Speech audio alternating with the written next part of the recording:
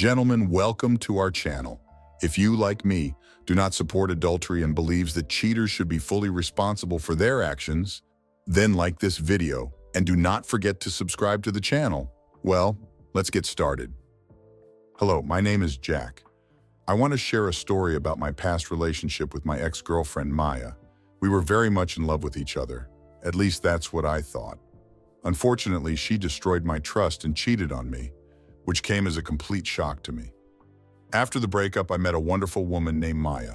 She had just graduated from college, while I was already working for a fast-growing technology company. From the moment I saw Maya, I felt an instant connection, although I couldn't figure out why. Our first meeting took place at the birthday of my friend's sister, who turned out to be a good friend with Maya since college. I couldn't help but notice that she noticed my gaze, as she was constantly looking in my direction throughout the party. Having overcome my insecurities, I finally plucked up the courage and approached her.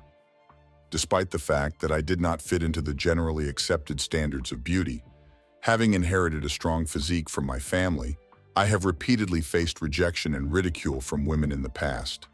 Naturally, my expectations were underestimated when it came to Maya. She was stunning, and I expected to be either rejected or completely ignored. But to my pleasant surprise, she entered into a polite conversation with me. We spent the rest of the evening chatting casually, enjoying each other's company. It's been a long time since I've experienced such a feeling of happiness and self-confidence. Realizing that there was a connection between us, we exchanged contact details. And as soon as I arrived home, I immediately contacted her. Our relationship blossomed quickly. We began to spend more and more time together, chat over lunch, and have meaningful conversations. Every day our friendship grew stronger. Maya stood out from other women her age.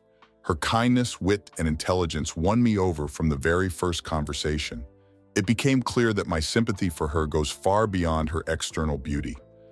Maya's intelligence and sense of humor initially attracted me. It wasn't often that I had the chance to go on a few dates, but she kindly gave me the opportunity. I've always been attracted to people with intelligence and ambition. I have never liked being around people who have no direction and aspirations. Maya embodied all the qualities that I admired. Having just graduated from college, she was actively looking for a job, willingly went to interviews, and jumped at any chance. Watching her determination and serious attitude to her career, I only admired her more. Maya's parents made it clear to her that after graduation she should solve her own problems. Unfortunately, the situation with her friend was getting more and more complicated. A friend was often sloppy. Her boyfriend often came to her, which was why their two-room apartment was cramped. It became obvious that such a situation negatively affects Maya's mental state. Worrying about her, I suggested that she take a break from the chaotic situation and move in with me. Although I was just starting my career in the technology industry, I was lucky to have a decent salary. With my income, I could easily support both of us without relying on Maya's financial help. We lived in a comfortable and spacious two-room apartment, and I was responsible for all the rent, bills, and food expenses. But I never considered it a burden because of my love for Maya. All the additional financial investments seemed insignificant to me. Perhaps it was blind love. But throughout our relationship, everything went surprisingly smoothly, and we rarely encountered any serious conflicts. Maya took over the household, diligently washed dishes, bought groceries. In addition, she constantly satisfied my needs and desires in bed, making these moments incredibly pleasant. All this was before Masha and I started dating. Maya told me about her previous toxic relationship in college, where she endured abuse from her ex-boyfriend. Deeply sympathizing with her, I said that I was a gentleman and would always treat her with kindness and respect. I made her a promise and was ready to fulfill it. Throughout my life, I have never experienced anger issues or resorted to physical violence against anyone, especially a woman. Maya could be sure that she was safe in my presence. Besides, I've always been faithful in past relationships and wasn't going to betray Maya's trust. Fortunately, my job provided for a flexible schedule, 60% remote work and 70% on-site work. This flexibility allowed me to balance our home life and work in the office, providing us with enough time to live together. By openly talking about my schedule and allocating time for us, I wanted to show Maya that our relationship is built on trust and openness. To show my devotion to Maya, I set a rule from the very beginning of our relationship. We always informed each other about our whereabouts, who we were with, and what we were doing when we left the house. This was done in order to show her the depth of my sincerity and complete openness. Without hiding anything, I tried to create a trusting relationship between us. Over time, when our relationship became deeper, we began to make significant steps together. We introduced each other to our parents, and soon to a close circle of friends. If I didn't have a best friend as such, then Maya had one. Her name was Andrea, and she often spent time with Maya. In fact, Andrea has become like a member of our extended family, regularly coming to our home and immersing herself in our lives. Andrea and Maya were roommates during college. While Maya dreamed of getting a job in a corporation, Andrea took the position of manager of a retail store in one of the famous establishments of our city. Living together with two sisters, also working professionals, Andrea led a turbulent life. Interestingly, Maya had the opportunity to work in the same supermarket where Andrea held the position of manager. But in an effort to make a career in the corporate world of Maya, I decided to refuse this offer. I noticed that she seemed pleased that I was providing for her, although I never openly told her about it. As a joke, Andrea sometimes teased Maya, calling her spoiled. In response, Maya defended herself, saying that she worked hard to achieve her goals. As a teenager, and while studying at college, Maya managed to work part-time, which testifies to her hard work. Considering all the effort she put in, I thought she deserved rest and care. Personally, I had no doubts that I would take care of Maya. Moreover, I found joy in being able to provide and support my partner. One evening in a posh restaurant, when we were celebrating my recent promotion, Maya suddenly started talking about marriage. It took me by surprise, but deep down I was already thinking about settling down with her. Although her question may have surprised me for a moment, it didn't come as a complete shock to me. But at that moment, I still had a lot of ideas in my head. I decided to tell her that we would get married when the right moment came, and her smile in response calmed me down. To be honest, I wanted her to have a career before taking our relationship to the next level. Deep down, I've always dreamed of getting married and starting a family, and with the appearance of Maya in my life, these desires have become even stronger. Moreover, I have already bought an engagement ring, waiting for the right moment when she will decide on her professional activity. But suddenly she came across a ring hidden in my closet before I had time to make the planned proposal. To avoid misunderstandings, I had to quickly adjust my plans and make an offer earlier than expected. When Maya first shared this news with her best friend Andrea, I noticed an unusual expression on her face, more shocked than enthusiastic. It was an unusual surprise that arises when you find out that a friend is getting married, but rather surprised that Maya decided to marry me. I expected Andrea to be more enthusiastic, especially considering she's going to be Maya's bridesmaid. But her reaction was far from enthusiastic. She asked, "Are you serious?" At that moment, Andrea let out a sigh of despair and, throwing her purse on the floor, grabbed Maya's ring. With an effort, she forced herself to smile and looked at me. Believe me, after spending a significant amount of time with them, I felt that something was wrong. Knowing Andrea's expression, I could tell a genuine smile from a forced one. Although I decided not to raise this issue with Maya, I felt that Andrea was not genuinely happy for her friend. In the past, I have observed Andrea's behavior towards me, which has always seemed too pleasant to me. There was a case when the three of us were sitting in our apartment. When Maya went into the kitchen to cook something to eat, Andrea subtly hinted that Maya might not be exactly who I take her for. I understood the subtext but decided not to pay attention. Curiously, I asked Andrea to clarify what she meant. Under the influence of alcohol, Andrea just assumed that in time, I would guess what she meant. Also, Andrea's hint wasn't explicit enough for me to draw any definitive conclusions. As a result, we continued to plan the wedding without thinking about her remark. Maya imagined a grand celebration, inviting all her friends, relatives, and even acquaintances. But this did not coincide with my wishes in any way. Not only was it burdensome from a financial point of view since she did not contribute anything, but I also believed that there was life after the wedding. My desires went beyond the wedding ceremony itself. The thought of starting a family and having children was dear to me. Therefore, I considered it more practical to find a more spacious apartment and make other necessary preparations to accommodate our unborn child. This point of view influenced my preference for a more modest wedding, which would allow us to direct funds to create a solid foundation for our future together. Despite Maya's reasonable desire to arrange a lavish wedding, I expressed my doubts about this. We both understood the senselessness of an extravagant and expensive ceremony.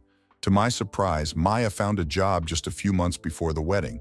Realizing that I couldn't afford to buy exactly the expensive wedding dress she wanted or cover the cost of bridesmaids' dresses, she made the sensible decision to find a job and take on most of the expenses, freeing me from the financial burden.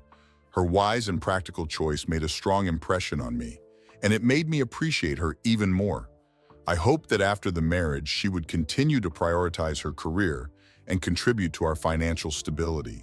In addition, I hoped that Mikey's new job would allow her to make a financial contribution to our wedding plans.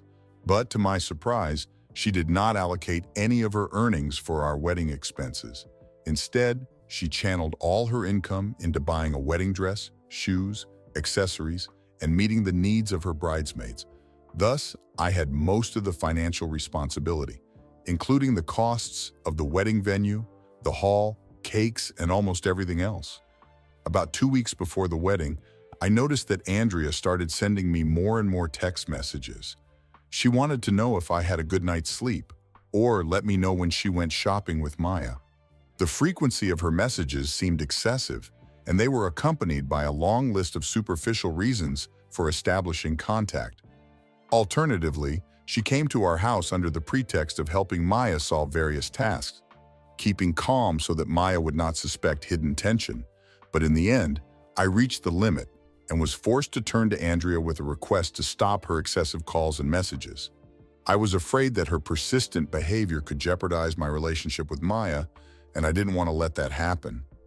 Unfortunately, I refrained from discussing this issue with Maya out of concern for their friendship and preparation for the upcoming wedding. I knew how deeply Maya loved and trusted Andrea, and I didn't want anything to overshadow their relationship. Deep down, I couldn't shake the nagging suspicion that Andrea's intentions weren't entirely sincere.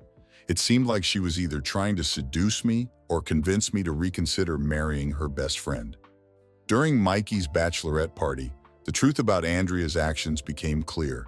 It was already late in the evening, and I found myself in the nightclub of the hotel where we were staying and enjoying drinks with my friends. It was at this moment that Andrea called me, insisting that she needed to show me something. At first I hesitated, suspecting that she had ulterior motives and wanted to make one last attempt to seduce me. But when she mentioned Maya's name along with another familiar name, curiosity made me take one of my friends with me, and we went upstairs. Arriving at the hotel room where a small meeting was taking place, I noticed Andrea waiting for me outside the door. Something in her behavior suggested that she was going to report information that was hard to believe. When I turned the door handle, I was overcome by a feeling of horror that made my heart ache. Before the door swung open, I caught the faint sounds of pleasure coming from the room, and every second I was getting tighter in my chest. The sight that presented itself to me was nothing but shock.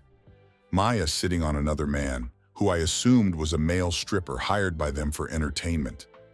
Barely noticing my presence, she abruptly pulled away and rushed to cover herself with a sheet. I immediately recognized the man standing in front of me. As Andrea had warned, it was her ex-boyfriend from college. Tears involuntarily welled up in my eyes from the emotions that overwhelmed me. The severity of the situation was simply unbearable. In complete bewilderment and fear, I silently left the room, leaving Maya and Andrea behind. My friend who accompanied me was no less shocked by the picture that opened before us. Trying to comfort or reason with me, he tried to start a conversation, but I waved him away, refusing to comfort. With a heavy heart, I continued to walk down the corridor, and Maya's voice still sounded in the air. I could hear Maya's desperate screams as she interrogated Andrea, demanding to explain why she had betrayed her so much. Amid the chaos, the tension was broken by Andrea's response, who stated that I deserved someone better than Maya. She claimed that I was only kind to her and urged her to leave her previous partner for me. According to Andrea, Maya wanted to get everything at once, not wanting to part with the current relationship and seeking something else. I didn't turn around to look at the continuation of their argument. It was an unbearable blow for me to realize that Maya had been cheating on me throughout our entire relationship. The pain was overwhelming, and I desperately wanted to find a way to deal with it, but it seemed impossible.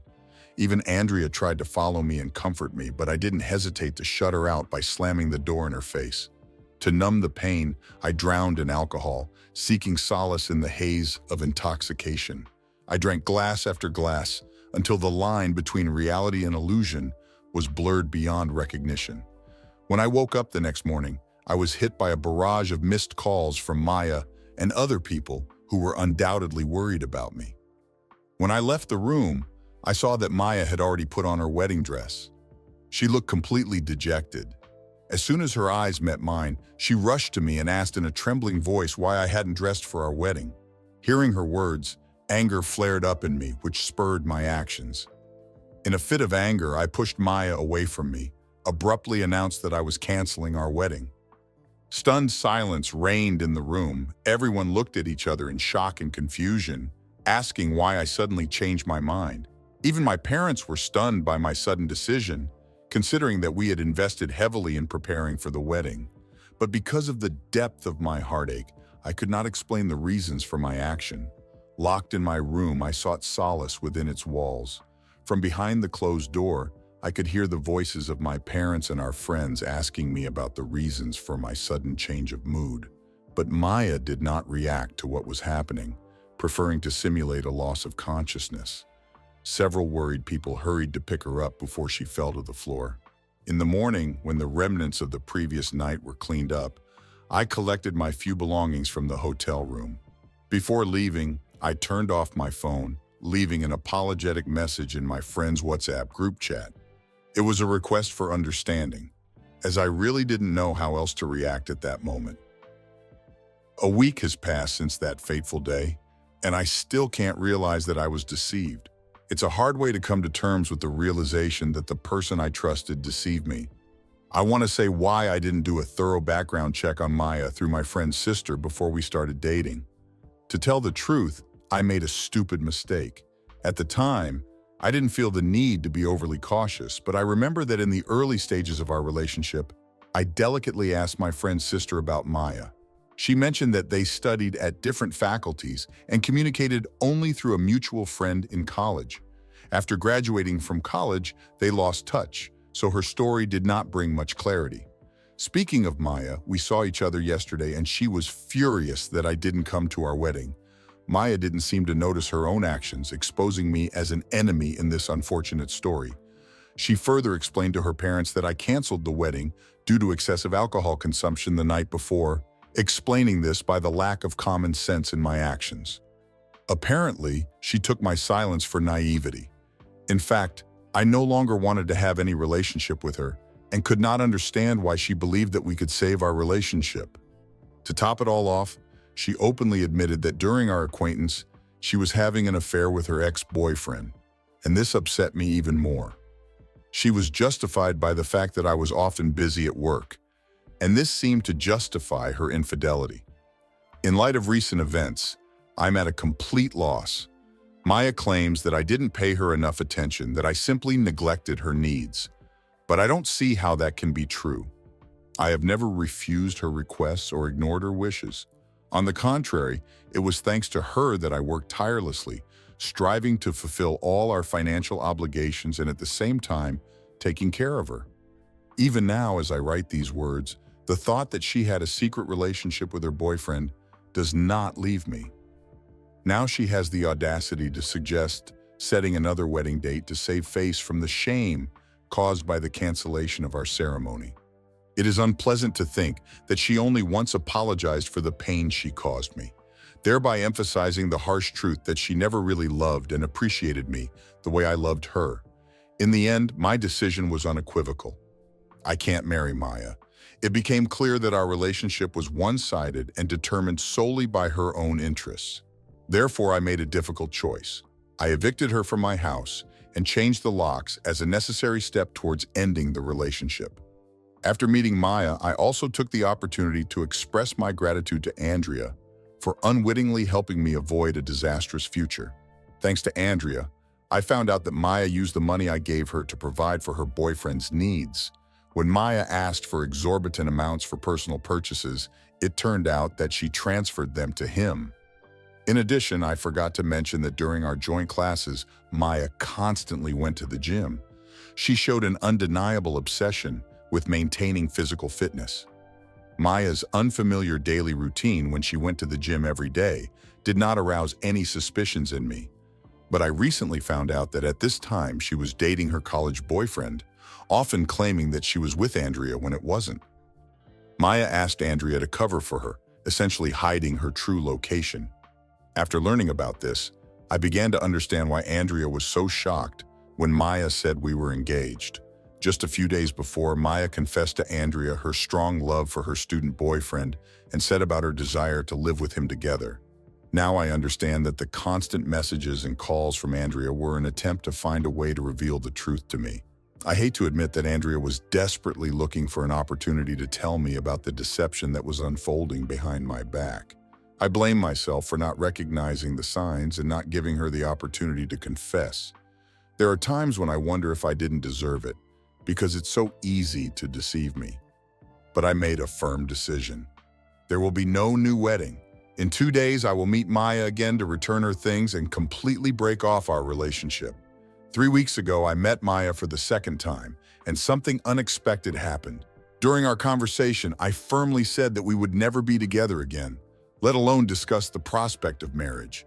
In response to this, Maya, looking into my eyes, uttered words that took me by surprise. Do you honestly believe that canceling our wedding will increase your chances of finding a better woman? Let's be honest, no sane woman would want to be with an obese man like you. Consider yourself lucky to have the chance to marry someone like me. These words cut me like a knife. I've never faced such hurtful insults before, especially from a person I once loved or who claimed to love me. At that moment, it became painfully clear to me what kind of person she was. It was hard to accept, but I realized that she had been using me all this time. I am fully aware of my weight, but I have never wanted a marriage in which my wife would think she was doing me a favor or would view me as a person unworthy of love and respect. I was well aware of the deplorable consequences such marriages often lead to. On that fateful day, our conversation was limited to the fact that Maya, in a fit of anger, threw her wedding ring at me and ran out of the house. I decided to block her in all our shared social networks and even blocked her number. But before I cut off contact with her parents, I took the opportunity to visit them and frankly tell the truth about their daughter's behavior. This revelation caused them deep disappointment. About a week later, after the incident when Maya unexpectedly left me in a cafe, I began to receive persistent calls from an unfamiliar number. With growing curiosity, I answered the call. As soon as I answered the call, I immediately recognized Maya's voice, which changed noticeably. It became calm and more respectful. She directly asked for a personal meeting, explaining that she had something important to tell. But I insisted on hearing everything over the phone. Without waiting for an answer, Maya began to offer sincere apologies, urging me to forgive and let go of the past so that we could start all over again. To my surprise, before I could answer, Maya abruptly intervened and informed me that she was pregnant. This revelation seemed strange to me, and I did not have time to collect my thoughts as Maya continued to speak without giving me the opportunity to utter a word. "I'm pregnant with your baby, Rick," Maya said, causing me to burst out laughing. Believing that this was a joke in honor of April Fool's Day, I jokingly noticed that April had not yet come, and she was already playing me. Brushing aside her words, I quickly ended the conversation. As expected, Maya continued to call me persistently, and I blocked the number in frustration. It turned out that her boyfriend left her after finding out that she could no longer support him, and also after she told him about her pregnancy. Trying to deceive and manipulate me, she decided that she would be able to pull off a clever trick. After this incident, she constantly tried to contact me by different numbers, which I diligently drove away. To my shock and horror, Maya appeared on the doorstep uninvited. Unfortunately, at that moment, Andrea appeared on the threshold. Seeing Andrea, Maya launched a furious verbal attack, hurling vile insults and accusing Andre of being the cause of the destruction of her best friend's life. It got to the point where she accused both Andrea and me of having an affair and betraying her trust. The situation escalated to such an extent that I had no other choice but to turn to the authorities and involve the police. Yesterday, I took further legal action by obtaining a restraining order against Maya. I can only imagine how hard Maya's life is without a permanent job and help in raising a child. As for me and Andrea, there is nothing romantic or illegal between us. I do not assume that there will be any relationship between us in the future. Although Andrea sometimes comes to see me, there is no deep connection between us except friendship and support. At the moment, I am focused on rebuilding my life and finding a way to heal from this broken heart. Although forgiveness remains a difficult task, I find some comfort in the fact that my actions have led to consequences for her. I continue to walk the path of healing and moving forward. I welcome any advice and support from this community, as it has helped me maintain a sense of clarity throughout this difficult process. The pain caused by betrayal is certainly a cruel blow, but I am still determined to find the strength and rebuild my life.